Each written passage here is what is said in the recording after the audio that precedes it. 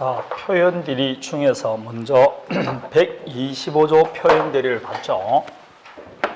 125조 표현대리는 대리권 수요 표시한 표현대리입니다. 두 번째가 권한을 넘은 표현대리입니다. 이제 126조입니다. 이게 시험에서는 제일 많이 나오고 실제에서 제일 많은 겁니다. 권한을 넘은 표현대리란 그 말 자체가 알 수 있는 거죠. 갑이 을에게 이 아파트 임대해달라고 대리권을 줬어요. 그럼 분명히 을에게 대리권이 있는 것은 사실이에요. 그런데 임대할 수 있는 대리권이 있음에도 불구하고 상대방과 이 건물을 매매한 겁니다. 대리인이 자기가 갖고 있는 권한을 넘는 행위를 했죠. 그런데 상대방 병의 입장에서는 이 을에게 매매에 관한 대리권이 있다고 믿을 만한 정당한 이유가 있으면 그냥 본인은 뭐에 대해서 책임져라, 요 매매에 대해서 책임을 지라. 이게 권한을 넘은 표현대리입니다. 왜 대리권 범위를 분명하게 안 줬느냐? 그래서 책임을 지는 겁니다. 가장 많이 발생하는 것이다. 이렇게 되어 있을 겁니다.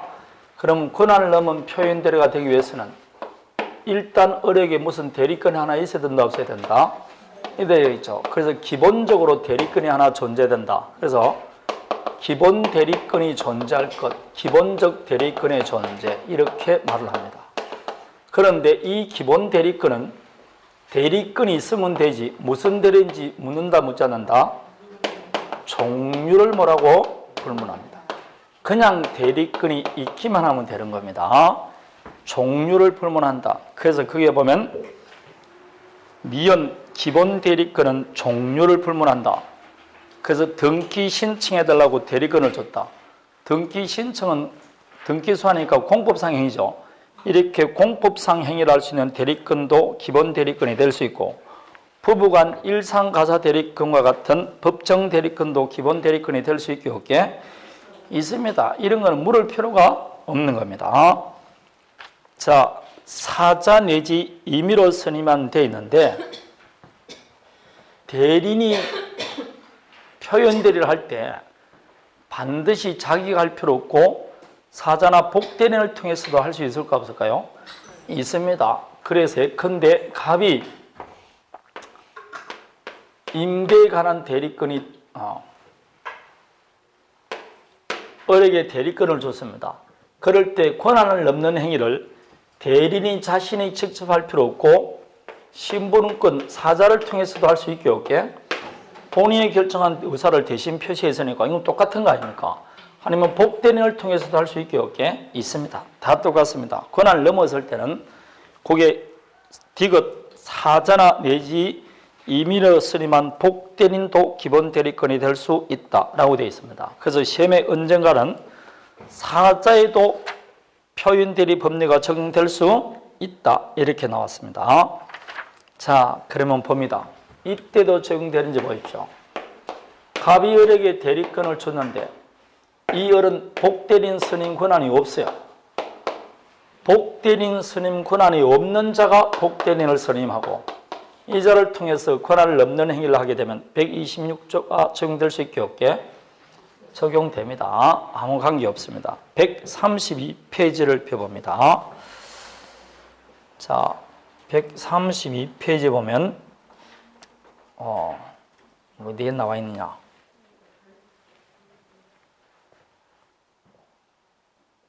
아, 1번이죠. 멀리 보나? 참, 1번이 있구만. 복대리인 선임권이 없는 대리인에서 선임된 복대리인의 권한도 기본 대리권이 될 수 있어 없어요? 있다 되어 있잖아요. 두 번째, 그 행위자가 누구를 할지라도 사자라고 할지라도 126조 적용될 수 있게 없게 있습니다. 결국 꼭 대리인이 직접 할 필요 없고 사자나 복대리인을 통해서 하더라도 표현대리 성립합니다. 어차피 상대방은 대리인에게 그 권한이 있다고 믿을 만한 정당한 이유가 되니까 관계가 없습니다. 그래서 그거 단답형으로도 기억해야 됩니다. 사자나 복대리인을 통해서 하더라도 똑같이 적용된다. 다음에 표현 대리권도 기본 대리권이 될 수 있느냐? 될 수 있다. 무슨 말이냐? 조금 전에 125조 표현 대리가 되기 위해서는 표시된 대리권 범위 내에서 해야 된다 했죠. 근데 만약 표시된 대리권 범위를 넘는 행위를 하게 되면 125조는 적용 안 된다 했지만 몇 조가 적용될 수 있다? 126조가 될 수 있어요. 그럼 126조가 되기 위해서는 기본 대리권이 있어야 되겠죠. 그럼 뭐가 기본 대리권이다? 그렇죠. 125조 표현 대리가 기본 대리권이 되고 그걸 넘으면 뭐가 된다? 126조가 되는 겁니다. 그래서 표현 대리권도 기본 대리권이 될 수 있다. 이렇게 말하는 겁니다. 그럼 결론을 말하면 기본 대리권은 종류 제한이 이걸 외울 필요가 따로 없는 겁니다. 그냥 무조건 대리권만 있으면 되는 겁니다. 뭐 참 무슨 대리권이 있기만 하면 돼요. 전혀 제한이 없습니다. 그리고 대리인이 직접 하는 경우는 물론이고 사자를 통해서 하더라도 똑같이 적용된다 이 말입니다. 다음에 그래 조금 별개의 것이지만 사자에도 표현대리 법리가 유추 적용됩니다. 사자에게도 그 권한이 있다고 믿을 만한 정당이 있으면 본인이 책임을 지게 돼 있어요. 자, 그 이야기입니다. 그래서 사자에게 적용된다. 그거는 뭐냐면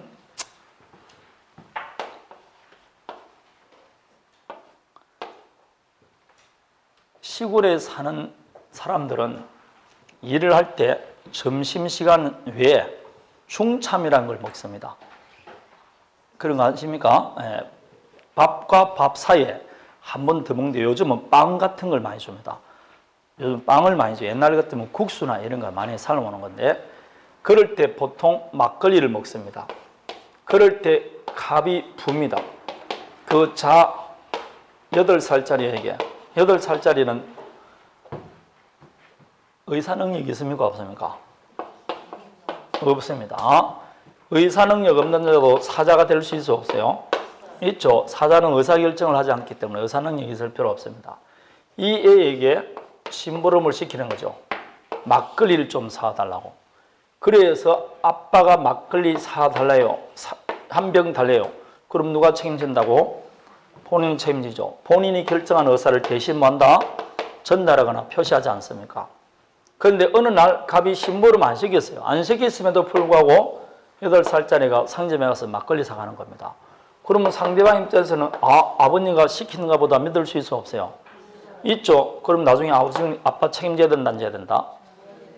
이 A에게 막걸리 사들 권한이 있다고 믿을 만한 뭐라고? 정당 이유가 된다니까. 이때는 표현대리 법률을 유추 적용해서 본인에게 책임을 계속 시킵니다. 그래서 사자에도 표현대리 법리가 적용될 수 있게 없게 있다. 그렇게 말합니다. 사자에도 표현대리 법리가 적용됩니다. 옛날에 한번 문제 나온 적이 있어요. 사자에도 표현대리 법리가 적용됩니다. 그 이야기입니다. 자, 아까도 말했지만 반드시 본인이 직접 할 필요 없고 사자를 통해서도 할 수 있게 없게 있다라고 말했습니다. 다음에 133페이지. 그 기본 대리권이 있고 기본 대리권을 넘는 권한을 뭐라고? 넘은 대리행위를 해야 되는 겁니다. 여기에서 이제 첫 번째 기본 대리권과 권한을 넘은 대리행위 사이는 반드시 동종유사할 필요 있어 없어요? 없다고 그랬죠. 전혀 별개의 것을 하더라도 적용됩니다. 반드시 동종유사할 필요 없다. 기본 대리권은 공법상 행위권이고 권한을 넘은 것은 사법상 행위라도 적용될 수 있게 없게 있습니다. 그래서 반드시 동종유사할 필요가 없다 되어 있습니다. 다음에 권한을 넘은 무슨 행위를 해야 된다? 대리행위를 해야 됩니다. 즉 현명해야 된다 안 해야 된다? 현명해야 됩니다. 나는 갑의 대리라고 말할 때 그때 표현대리가 성립하지 대리인으로서 행위하지 않을 때는 표현대리가 성립하지 않습니다. 그럼 제가 아까 여러분 책 133페이지 거기에 기역, 니은이 거꾸로 되어 있죠. 먼저 게 기역이고 뒤에 게 니은입니다. 그 뒤에 거 보십시오. 대리행위를 해야 한다. 사수를 써서 아까 무슨 비난하죠. 대리행위를 표시하지 않고 단지 본인의 성명을 모용하여 자기가 마치 누군가처럼 보는 것처럼 기마마 아까 현명 안 된다 그랬잖아요. 이럴 때는 표현대리가 성립할 여지가 없습니다. 반드시 유효한 뭐가 있어야 된다? 현명을 해야 된다 이 말입니다. 대령을 해야 된다는 것은 유효한 현명이 있어야 됩니다. 그래서 시험 문제 나오는 것이 갑종중이 있습니다. 자, 갑종중이 종중 토지와 건물을 사용해서 담보 설정해달라고 대리권을 줬어요. 종은 을에게 대리권을 줬습니다. 그런데 이 을이 자기에게 서류가 있는 것을 기화로 자기 앞으로 소유권 이전 등기를 한 겁니다. 그러고 나서 매매를 했어요. 그럴 때 갑종중에서 당연히 이 을에게는 매매한 적도 없고 등기서류 준 적도 없는데 등기되어 있으니까 이게 지금 뭐라고? 무효등기죠. 무효등기에서 매매해서 당신 앞으로 넘어갔으니까 당신 앞으로 된 등기도 무효다. 말소해달라 이렇게 말하는 겁니다. 이 갑과 을 사이는 매매한 적이 없죠? 그럼 이 등기는 무효등기 아닙니까? 그러자 상대방이 나는 이 을에게 매매가란 대리권이 있다고 믿었다. 따라서 126조다. 이렇게 주장한 겁니다. 왜냐? 이 을에게 무슨 가란 대리권이 있습니까? 담보 설정할 수 있는 대리권이 있는 것은 사실이지 않습니까? 표현들이 성립하게 안 하게? 안 합니다. 왜 안 하느냐? 법원에서 병을 불렀습니다. 너는 누구하고 거래했느냐? 예, 을과 거래했습니다. 그래, 을이 이 부동산 대리, 갑종종의 대리라고 말한 적이 있니? 이렇게 물어봅니다. 말한 적이 있어 없어요? 쥐꼬라고 매각을 했잖아. 그럼 이 병은 대리인과 거래한 적이? 대리인과 거래를 안 하는데 무슨 표현대리 문제가 성립합니까? 대리라고 말하는 사람과 거래할 때 표현대리는 유권대리 하는 것이지 대리라고 말하지 않으면 표현대리가 성립할 여지가 없습니다. 이때는 지금 을이 대리행위를 했어 안 했어요? 안 했잖아. 자기 거라고 매매했다니까. 그럼 표현대리가 성립하지 않습니다. 반드시 대리냐고 말을 해야 됩니다. 그래서 1번 판례를 보십시오. 타인으로부터 위임받은 등기서를 이용하거나 위조해서 누구 명의로 한다고? 자신 명의로 등기한 후 제3자에게 양도하거나 담보 제공하면 표현대리가 성립할 여지가 없는 겁니다. 있을 수가 없습니다. 2번도 마찬가지죠. 담보권 설정 대리권을 수여받은 자가 그 부동산을 누구 명의로? 자신 명의로 이전 등기한 후 되어 있죠. 그럼 1, 2번 모두 다 누구 명의로 등기했습니까? 대리인 자신 명의로 등기했잖아. 요 말이 나오면 표현대리 성립하지 않습니다. 있을 수가 없습니다. 다음에 상대방은 이 대리인에게 그 대리권이 있다고 믿을 만한 뭐가 있어야 된다? 정단 이유가 있어야 돼요. 결국 정단 이유라 뭘 말한다? 선의 무과실을 말하는 겁니다. 선의 무과실해야 된다는 거죠. 상대방이 그 권한이 있다고 믿을 만한 정단 이유가 있어야 됩니다. 자, 여기서 선의고 뭐 해야 된다? 무과실해야 됩니다. 그러면 여기서 이제 선의 무과실은 언제 때를 기준으로 할 거냐 이 말입니다. 반드시 언제 때를 기준해야 된다? 대행의 당시를 기준해야 됩니다. 아주 시험에 자주 나옵니다. 그냥 그대로 문장을 읽습니다. 여기서의 정단 전부는 대행이가 행해질 때 존재하는 사정을 객관적으로 판단해서 판단해야 되지 당의 법률행위가 이루어지고 난 훨씬 뒤의 사정을 고려해서는 된다 안 된다? 아니 됩니다.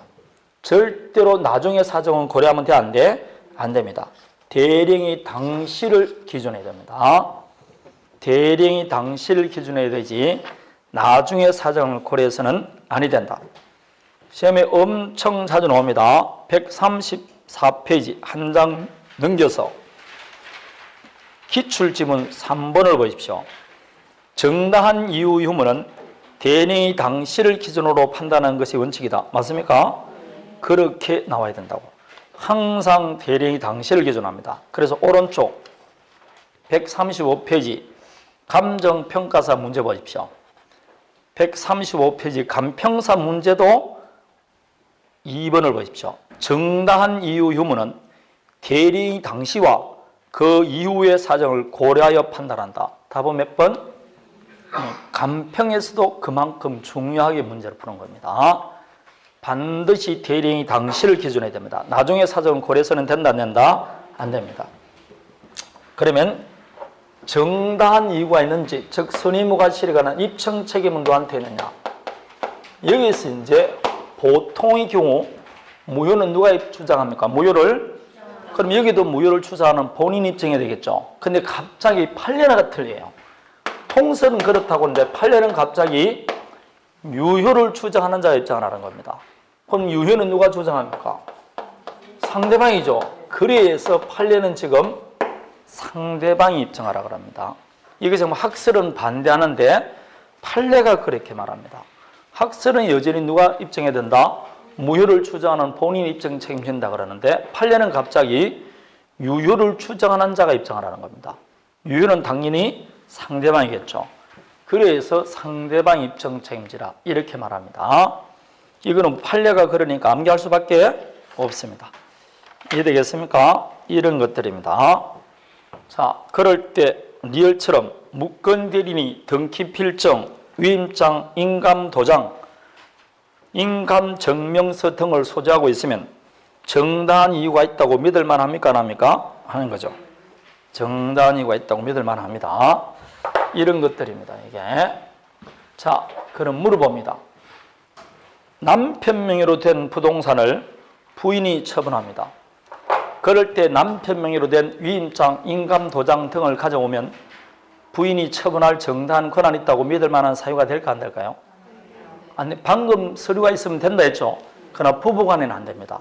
부부간에는 그런 서류 입수가 너무나 용이하기 때문에 인정해주지 않습니다. 정당히 인정 안 해줍니다. 그래서 밑에 60번 각주를 보십시오. 제일 밑에 각주 나오죠. 거기 보면 그러나 본인과 대리인이 부부관계인 경우에는 그런 서류가 입수가 용이하다는 것을 이유로 원칙적으로 정당한 이유를 인정해주지 않습니다.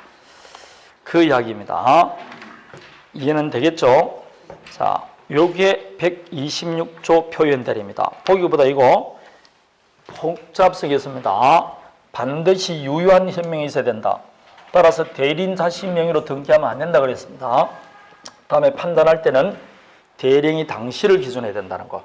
나중에 사정을 고려해서는 아니 된다. 이 말입니다. 매매계약하면 언제 때를 규정한다. 매매계약 책일시입니다. 그때 이놈에게 대리권인지 없는지 확인해야 되지. 나중에 확인하면 돼, 안 돼? 그럼 인정 안 해준다 이 말입니다. 대리인이 할 때를 그걸 판단하라는 겁니다. 이해되겠습니까? 나중에 사정을 고려해서는 아니 된다. 이거는 법정대리, 임의대리 모두 다 적용되게 안 되게 적용됩니다. 관계없습니다. 자, 법정대리, 임의대리 모두 다 적용된다. 자, 또 하나 어려운 걸 보도록 하겠습니다. 갑이 지금 이 아파트를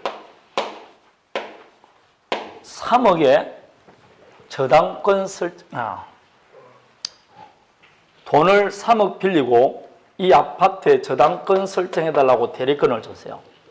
그런데 이 대리인이 5억을 빌리고 저당권을 설정해 준 겁니다. 그럴 때 당연히 이 어른 지금 권한이 얼마밖에 없는데 3억인데 5억 했으니까 권한을 넘은 행위를 했죠. 그랬을 때 나는 갑은 책임 못 지겠다니까 126조를 주장한 겁니다. 나는 5억 저당권 설정할 수 있는 대리권이 있다고 믿었다. 그런데 이 병역에 과실이 있어요. 그럼 뭐가 성립하지 않는다? 표인들이 성립하지 않습니다. 그럼 당연히 갑은 병역에 저당권 말소해달라 이렇게 나옵니다. 말소해 줘야 되느냐? 틀렸습니다. 지금 분명히 표현대리가 성립하지 않죠. 표현대리가 성립하고 하지만 본인 책임 안 지지 않습니까? 그렇지만 요 어에게는 얼마에 관한 대리권이 있는 것은 사실입니까? 요 3억에 관한 기본 대리권이 있잖아요. 그러면 표현대리가 성립하지 않더라도 본인은 기본 대리권 범위 내에서는 책임을 져야 됩니다. 따라서 요 병호 5억 저당권 등기로서 무효이지만 얼마로서는 효력이 있다? 3억 저당권으로서 효력이 여전히 가지기 때문에 그 3억을 변제하기 전까지는 말소 청구 못합니다. 그게 134페이지에 있는 효과 2번입니다. 수권 범위를 초과한 무권 대리인은 전부 무효가 아니라 그 수권 범위 내에서는 뭐라고? 본인에게 효력이 있습니다. 거기 밑에 있는 판례입니다. 네. 수권 범위 내에서는 책임을 집니다. 기본 대리권 범위 내에서는 책임진다 이 뜻입니다. 아주 어려운 내용입니다. 근데 아직까지 우리 시험에 답으로 나온 적은 없어요. 문항만 나왔지. 기본 대리권 범위 내에서는 책임을 집니다. 되겠습니까? 다음에 대리권 소멸후 표현대리 129조 표현대리입니다. 이건 말 자체가 무슨 뜻인지 알겠죠? 갑이 을에게 고용계약을 체결하고 금전 출납 대리권을 줬어요. 그래서 거래처에 가서 평소에 돈을 주고 받기도 하고 있습니다. 그런데 이 을이 해고가 됐어요. 아니면 근로계약이 종료됐다. 해고가 됐다는 대리권이 뭐 됐다? 소멸됐죠. 소멸됐는데도 불구하고 종전거래처에 가서 돈을 받아가 버린 겁니다. 그럼 왜 종전거래처는 이 을에게 돈을 줬을까요? 아직 이 을이 대리권 소멸된 걸 몰랐죠. 선이 무과실이다. 그럼 누가 책임져라? 본인이 책임집니다. 그래서 이거는 뭐 기본 대리권이 있었고 그 기본 대리권이 어떻게 됐다? 기존에 있던 대리권이 뭐 했다는 겁니까? 소멸된 거죠. 그러면서 소멸된 대리권 범위 내에서 하는 겁니다. 소멸된 대리권 범위 내에서 해야 된다. 이것도 소멸된 대리권 범위 내에서 해야 되지. 만일 소멸된 대리권 범위를 넘는 행위를 했다. 그럼 몇 조가 된다고? 126조가 되지 129조는 아니 됩니다. 129조가 되는 거, 6조가 되는 겁니다. 소멸된 대리권 범위 내에서 해야 됩니다. 그 다음에 상대방은 당연히 선의 무과실해야 됩니다. 선의 무과실에 관한 입증 책임은 항상 무효를 주장한 자. 무효는 누가 주장한다? 본인. 그러니까 본인 입증 책임집니다. 자, 이렇게 대리권 소멸후 표현되는데, 자, 대리권 소멸후 표현들에서 하나 볼 것. 갑이 대리권이 있었어요. 근데 대리권이 소멸됐습니다. 소멸됐음에도 불구하고 상대방과 거래하면 지금 말하는 몇 조가 정된다? 126조가 정된다 했죠. 129조. 근데 대리권이 소멸되고 나서 지가 직접 하지 않고 복대리인을 선임합니다. 이 복대리인을 통해서 행위를 하더라도 129조 적용되게 안 되게? 항상 말하지만 직접 하나 누굴 통해서나 복대리를 통해서나 똑같이 적용됩니다. 그래서 똑같이 적용된다. 136페이지 첫 번째 판례입니다. 대리인이 대리권 소멸 후 누굴 선임했다? 복대리인을 선임하고 그 복대리인으로 하여금 상대방과 거래하더라도 마지막 줄 129조 표현대리가 성립합니다. 항상 말하지만 자신이 직접 하거나 누굴 통해서 복대리인을 통해서 하더라도 똑같이 적용됩니다. 이해되겠습니까? 아까 사자를 통해서 하더라도 된다 했잖아. 그리고 제가 아까 여기에 126조 할 때 복대리인 선임 권한이 없는 자가 복대리인을 선임하고 그 자를 통해서 권한을 없는 행위를 하더라도 126조 적용되게 안 되게? 된다고 했잖아. 똑같다는 거. 똑같다 이 말입니다. 자, 그래서 똑같습니다. 이것도 역시 우리 시험에 출제가 되어 있습니다. 134페이지 기출지문 중에서 2번을 아까 했다니까요. 2번 아까 왔다 했습니까? 안 했습니까? 그런데도 몇 번이 안 됐는데 까먹어버린다니까. 복인권 없는 대리인이 선임한 복대리인의 권한도 기본 대리권이 될 수 있다. 그러고 3번 정당한 이유 유무는 언제 때를 기준하고 다 했지 않느냐 이 말입니다. 다 했습니다. 자, 다 표현대리 성립합니다. 136페이지. 자, 표현대리 효과 봅니다. 아까 했던 거 한번 확인합니다.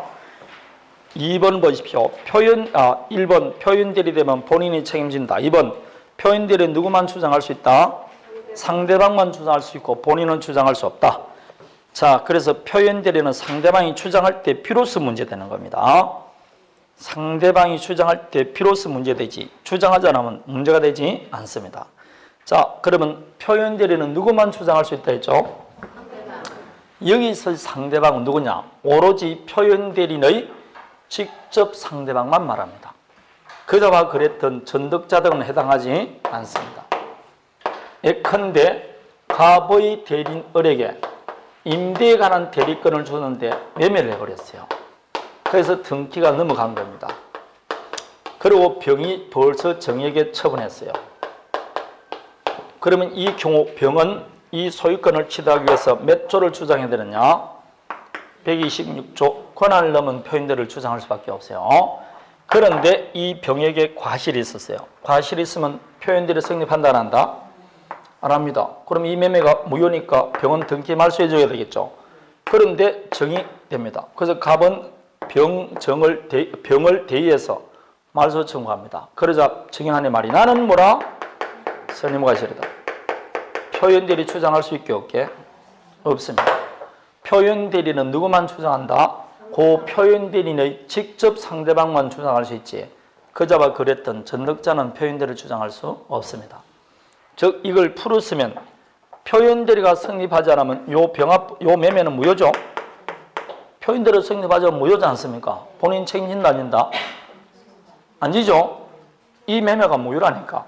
그럼 병 앞으로 된 여기도 무효다? 요 무효는 무슨 무효다? 절대적 무효. 그 승계인이 선이라도 보호받지 못합니다.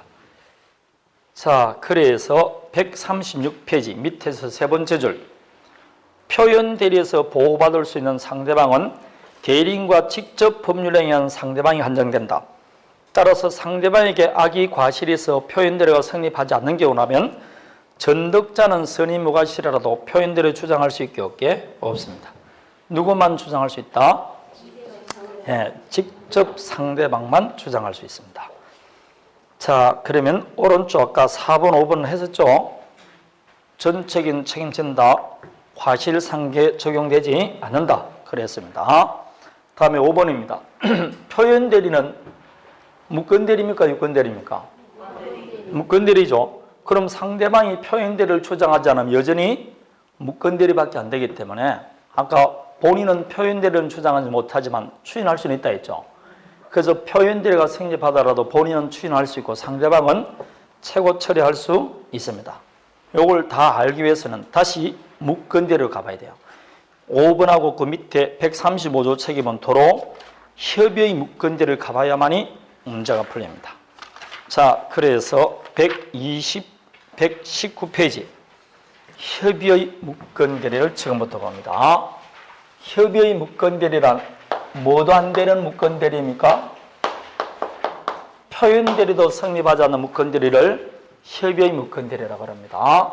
예컨대 갑의 대리인 을이 아저씨 나는 갑의 대리인 을입니다 라고 말합니다. 뭘 했게? 현명. 여기도 현명해야 된다 안 해야 된다? 현명해야만이 무건대리 문제 유건대리지 현명을 하지 않으면 대리 문제가 아닙니다. 반드시 현명을 해야 돼요. 자, 그래서 당신에게 대리권이 어디 있습니까? 하니까 위임장, 인감도장, 등기 필증을 보여주더라. 그래서 믿고 예컨대 매매를 했어요. 본인에게 중도음초로 딱 가보니까 무슨 소리냐? 나는 얼굴 본 적도 없다는 겁니다. 보니까 이놈에게 여기 다 위조된 겁니다. 위조됐다는 말 속에는 뭐 일반적으로 표현대리가 성립할 여지가 없죠. 이게 무슨 대리라고? 협의의 무건대리입니다. 무건대리로서 뭐도 되지 않는다? 표현대리도 성립하지 않는 무건대리를 협의의 무건대리라고 합니다. 그러면 이 매매계약은 비록 체결됐지만 본인에게 효력이 있어 없어요? 없죠. 만일 매매가 합과 있으면 매도인이 갑이 된다니까. 그럼 갑침 날아가잖아요.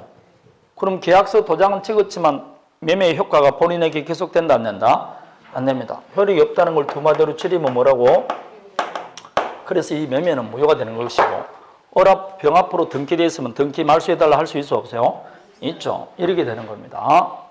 이렇게 무효를 시키고 도로 돌려가면 된다. 아니면 무효가 됐다. 그럼 끝이냐?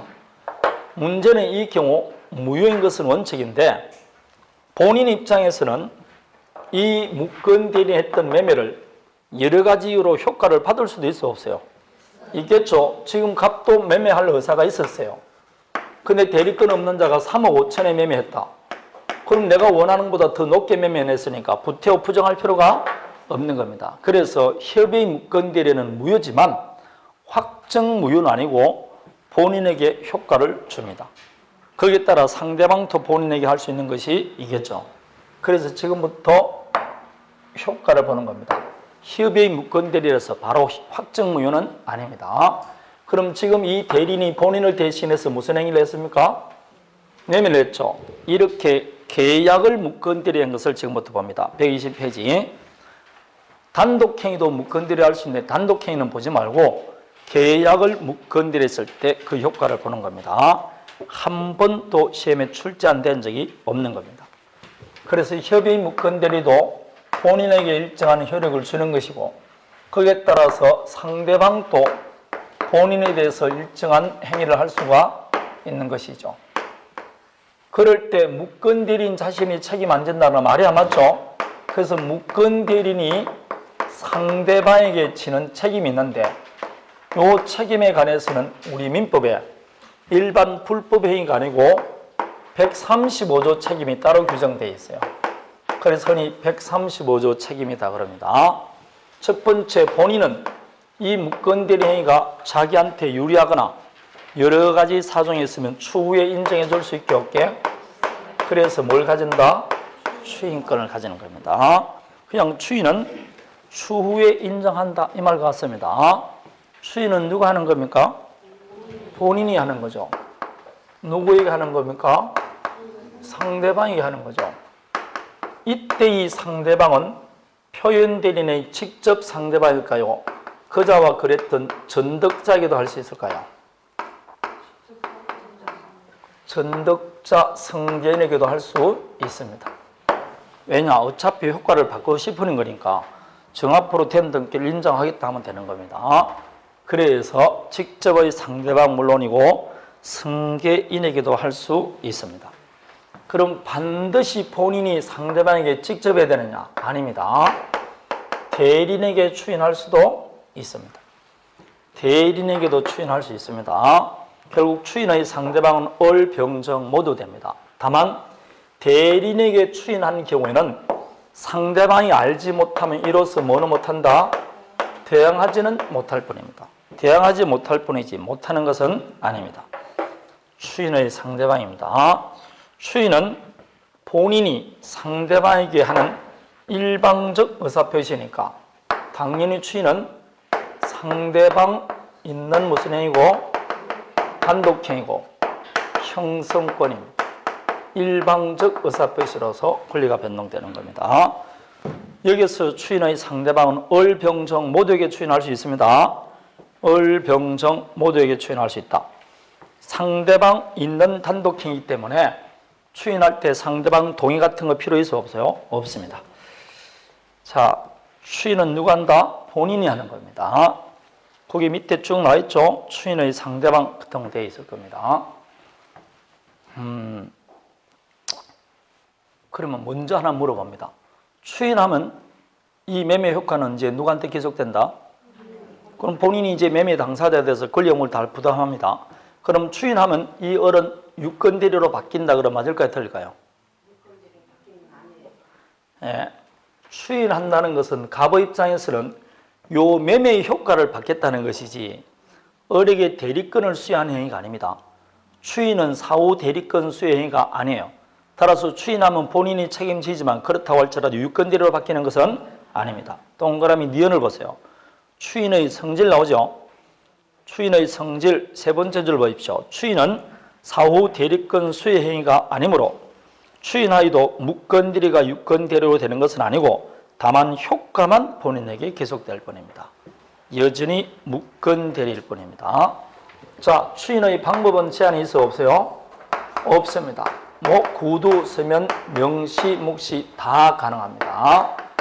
추인의 방법은 제한이 없다. 여기서 이제 또 판례가 나오는 거죠. 예컨대 갑과 을 사이에 그 을이 병과 무건대리 했습니다. 무건대리 하고 난 다음에 요 병이 본인에게 대금을 취급하자 아무 말 없이 대금을 수령했습니다. 돈을 받았다는 건 추인한 것으로 볼 수 있게 없게 있다 이 말입니다. 그런 겁니다. 그래서 박스를 보면 1번 무건대리인으로부터 매매대금 전부나 일부를 본인이 뭐했다? 수령한 경우는 추인한 것으로 봅니다. 3번을 보십시오. 갑이 대리권 없이 종종 임야를 타인에게 매도했는데 종주인이 그 처분한 돈으로 다른 토지를 매수했습니다. 그 돈 받았다는 자체가 벌써 뭐라고? 추인이죠. 그 돈 받아가 다른 토지 매수했으면 추인이라고 볼 수 있게 없게 있습니다. 이런 걸 묵시적 추인이라고 합니다. 자, 여기서 이제 어려운 거. 을이 묵건들였다는 사실을 갑이 알고 있어요. 본인이 알고 있으면서도 불구하고 장기간 이를 방치합니다. 추인으로 본다 안 본다? 안 봅니다. 장기간 방치하거나 여러분 적극적인 행위를 하지 않으면 추인으로 보지 않습니다. 그래서 추인 부정 보십시오. 본인이 묵건들이 사실을 알고 장기간 형사소추나 민사소송을 제기하지 않거나 이번처럼 상당 기간 방치한다 해서 추인이 되는 것은 아닙니다. 그 추인 불인정 그거 잘 기억하시기 바랍니다. 그냥 가만히 두는 것은 추인이 아닙니다. 적극적인 행위를 해야 됩니다. 방치하는 것은 추인으로 보지 않습니다. 그럴 때 일부 추인이나 변경을 가한 추인은 돼 안 돼? 안 됩니다. 일부 추인이나 변경을 가한 추인은 상대방이 동의하지 않는 한 무효입니다. 있을 수 없어요. 자, 여기서 이제 갑과 을 사이에 1월 20일 날 매매했는데 갑이 상대방에게 추인을 했어요. 3월 20일 날 추인했습니다. 그럼 이 두 사람 사이에 언제부터 매매의 효과가 발생하느냐? 언제부터 발생한다? 계약 시 소급합니다. 계약 시 소급하여 효력이 있습니다. 소급하여 효력이 있다는 것, 소급표가 있다는 겁니다. 따라서 그냥 1월 20일부터 매매는 유효한 것으로 봅니다. 그럼 추인하기 전까지는 무효였죠.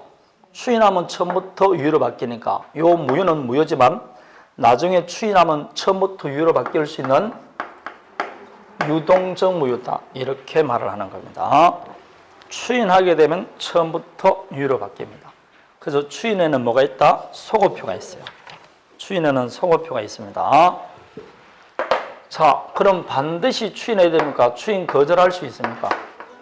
추인 거절할 수 있죠. 추인 거절할 수 있습니다. 그러면 봅니다. 추인하게 되면 뭐로 바뀐다고 그랬죠? 확정 유효로 바뀝니다. 그것도 소급해서 유효가 됩니다. 그렇지만 추인 거절하면 뭐로 바뀐다? 확정 무효입니다. 유동적 무효가 아니고 확정 무효입니다. 따라서 추인 거절한 다음에는 본인도 이제 추인할 수 있어 없어요?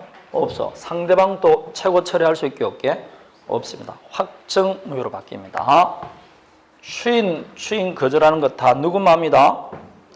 본인 마음입니다. 따라서 이것도 뭐 추인 거절권도 거기 보면 똑같습니다. 상대방과 방법은 추인권과 같다 되어 있습니다. 확정 무효로 바뀐다. 다 똑같습니다. 방금 제가 추인이나 추인 거절권은 지 마음이라 했죠. 근데 하나 안 되는 경우가 있어요. 단 묵건 대리인이 본인을 상속한 경우 이럴 때는 신의책상 추인 거절할 수 없습니다. 이제 요거는 무슨 뜻이냐? 이쪽을 봅니다. 저를 봐봐요. 갑이 부입니다. 부의 부동산을 이 자가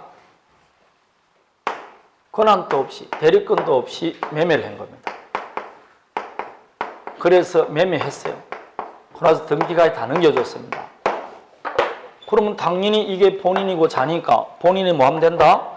추인할 수도 있고 추인 거절할 수 있습니다. 추인하면 효력이 있을 것이고 추인 거절하면 무효가 되겠죠. 자의 행위를 해서 반드시 추인할 필요는 없습니다. 추인 거절권도 행사할 수 있어요.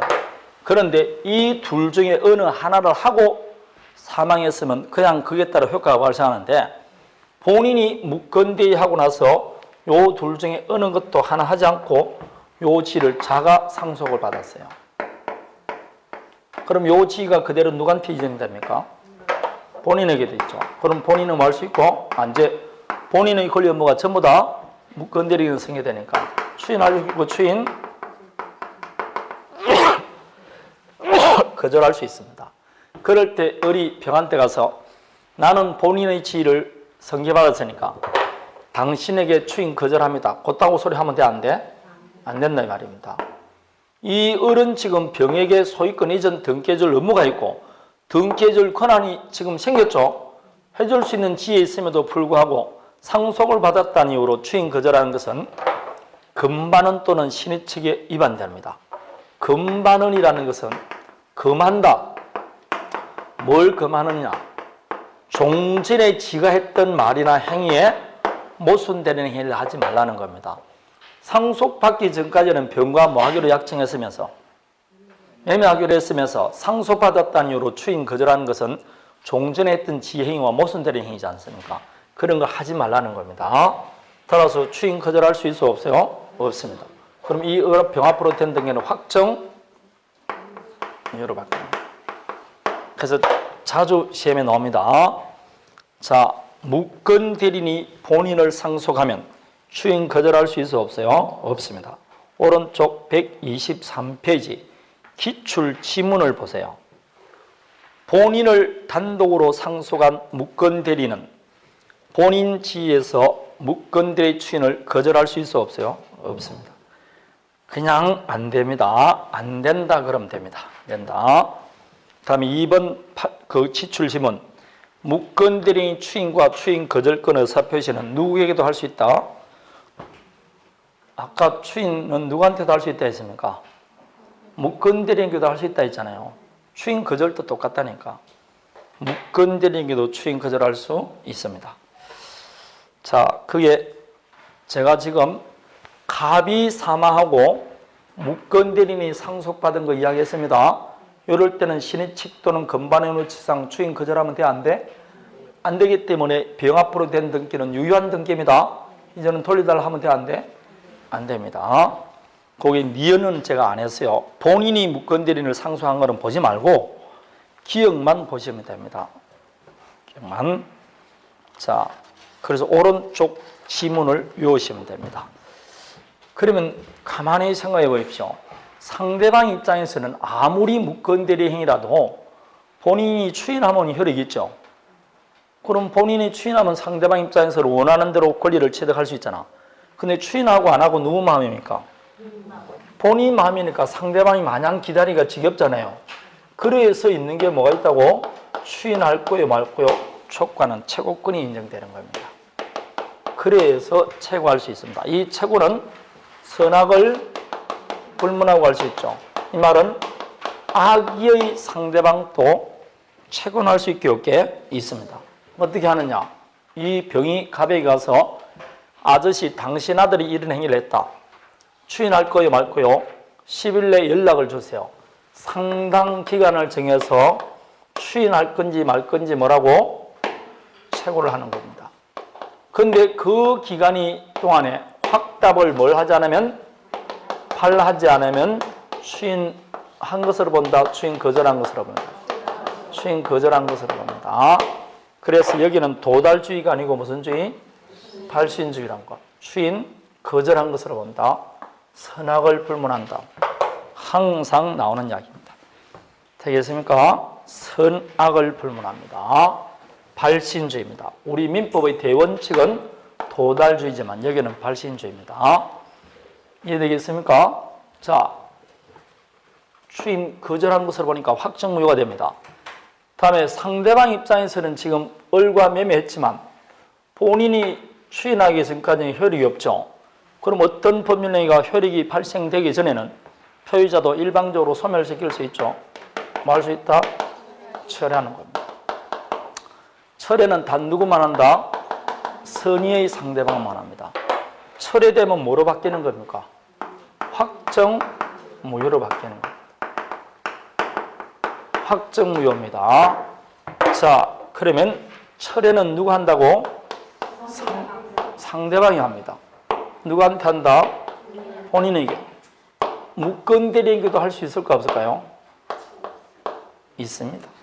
무권 대리인에게도 할 수 있습니다. 이 병이 을에게 찾아가서 이 매매 없는 것으로 하겠다 할 수가 있습니다. 그래서 무권 대리인에게도 할 수 있다. 자, 철회되면 뭐로 바뀐다고? 확정무효죠. 그럼 철회는 효력이 발생되기 전에 해야 되겠죠. 그래서 나오는 게 본인이 추인한다면 처리할 수 있어 없어요?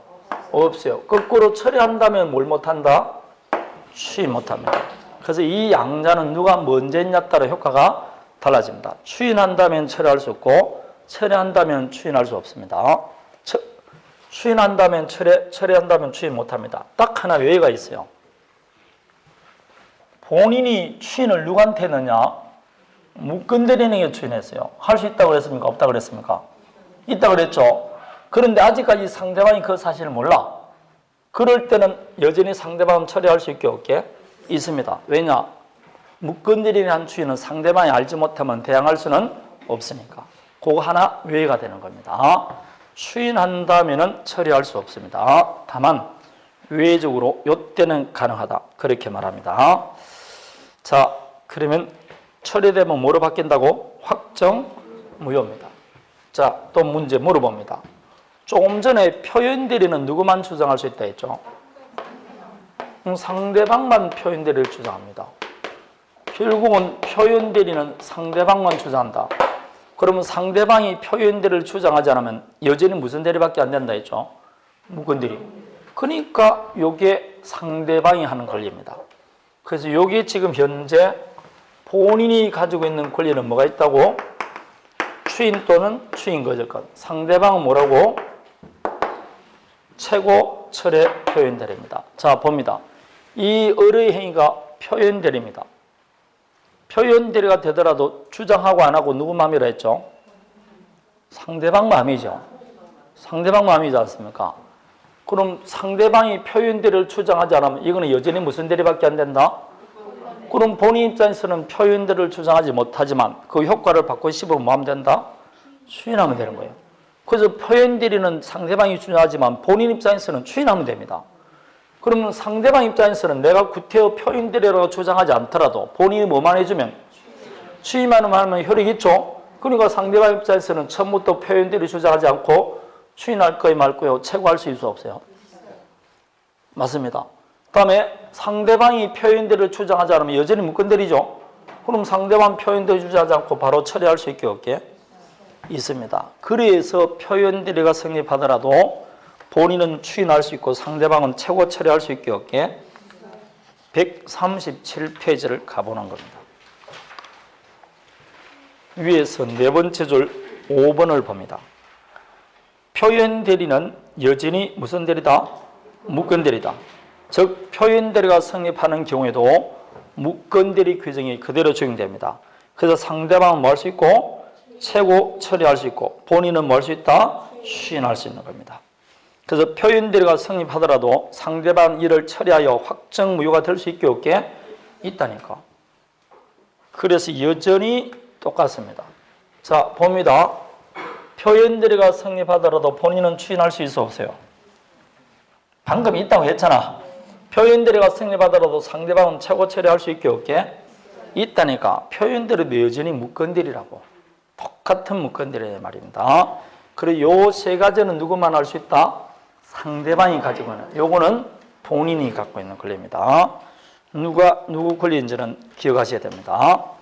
자, 여기까지가 124페이지인데 문제는 이제 상대방 지금 여기서 왔다 갔다 하면서 연락 지금 책임지는 사람은 갑과 병약이죠. 근데 묶건대리 했던 이 을이 책임 안 진다는 말이 맞죠. 묶건대리를 해서 아무 책임 안 지면 심심한 묶건대리 할 거 아닙니까? 그래서 이 묶건대리는 일반 불법행위 책임져요. 근데 이런 불법행위 책임 말고 우리 민법은 특별히 묶건대리에게 책임지우는 135조 규정이 있어요. 이걸 흔히 135조 묶건대리 책임이라고 그래요. 이 책임을 지기 위한 요건은 첫 번째 대리권이 있어 없어요? 없죠. 대리권이 있으면 본인 책임지니까. 대리권이 있음을 증명하지 못한 거죠.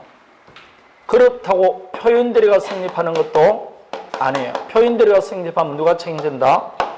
본인이 책임지니까 이 책임은 없습니다. 두 번째, 본인이 추인하면 되는데 추인하면 본인이 책임지니까 이 책임 없겠죠. 본인이 추인도 안 합니다.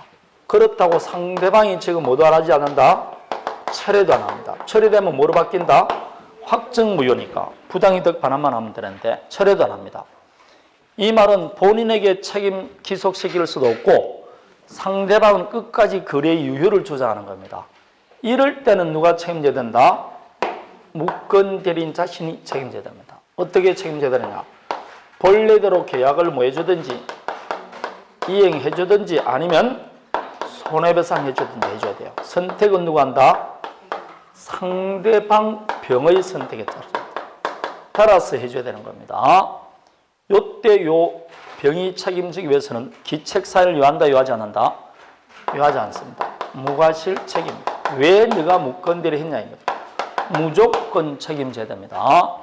그래서 나온 게 이야기입니다. 갑의 무권대리인 을이 병과 무권대리 했는데 병과 무권대리 하게 된 이유가 요 무권대리인이 A로부터 기망을 당한 겁니다.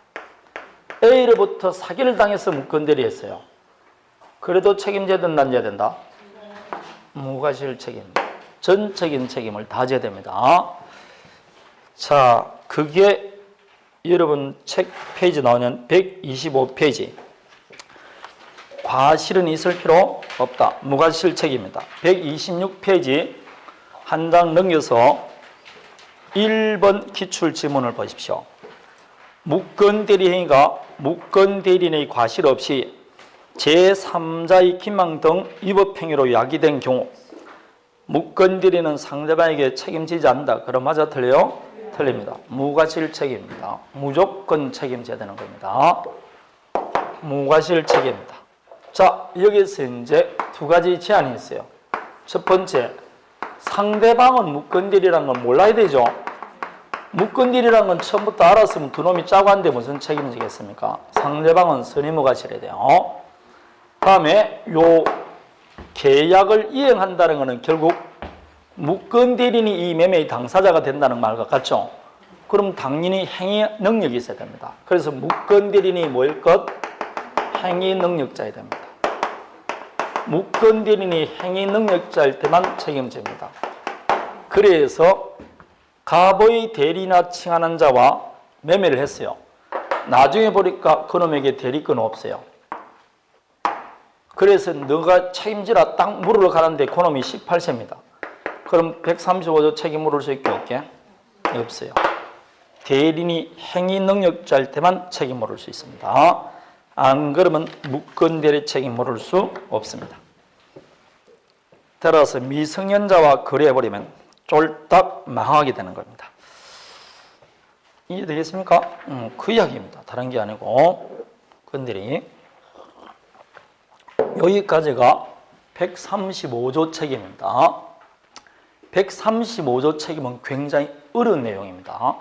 이런 내용을 다 가져야 되는데 여기도 또 하나 물어보는 겁니다. 표현대리가 성립해요. 표현대리가 성립하면 본인이 책임지죠. 그럼에도 불구하고 상대방이 표현대리를 주장하지도 않고 그렇다고 자기 행위도 철회하지 않고 바로 무권대리인이 와서 너 책임져라 할 수 있느냐 이 문제입니다. 표현대리가 성립함에도 불구하고 표현대리를 주장해서 본인 책임져라 그러지 않고 무권대리 너 책임져라 할 수 있을까요? 없을까요? 137페이지에 그 말이 나옵니다. 그게 2번 표현대리가 성립하는 경우와 135조 무권대리 책임 나오죠.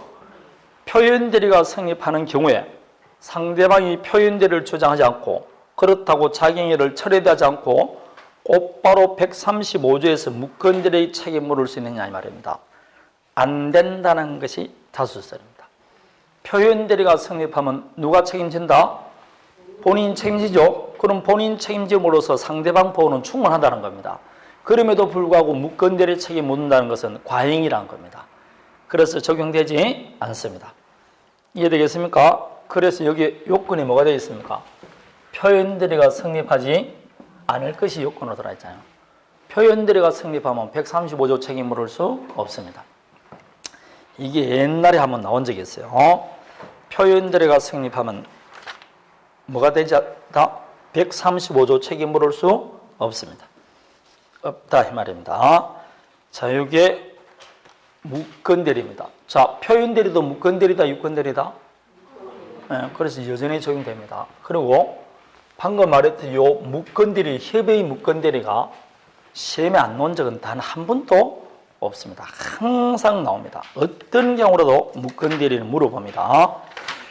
반드시 나오니까 반드시 공부해야 된다, 안 해야 된다? 해야 됩니다. 얼마나 쉽습니까? 반드시 나온다니까. 128페이지. 작년 나왔던 문제 아닙니까? 그게 3번을 보십시오. 묶건대리인의 상대방은 계약 당시 대리권 없음을 안 경우 계약의 이행을 청구할 수 있다. 하면 돼, 안 돼?